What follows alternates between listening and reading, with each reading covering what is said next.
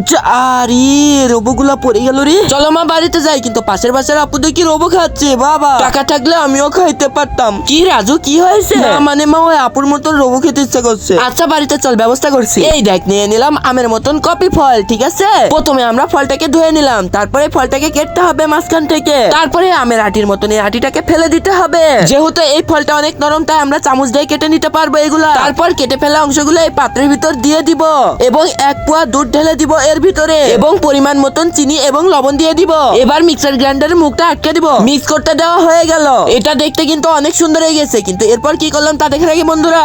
একজন মা কতটা আপন হয়, যাদের মা নেই তাদেরকে জিজ্ঞেস করো। তাই আজকে দেখি এই প্রাণের প্রিয় মায়ের জন্য কয়জন লাইক সাবস্ক্রাইব করে দেয়, আর যারা মাকে ভালোবাসে না তারাই ভিডিওটা থেকে দূরে থাকো। আমাদের মিক্স করা ফলের রসগুলো কিন্তু এর ভিতরে ঢেলে দিব। অনেকটা গাঢ় হয়েছে, তরল তরল হয়েছে। তারপর আমরা আঙ্গুর ফল দিয়ে কিন্তু সাজিয়ে দিব।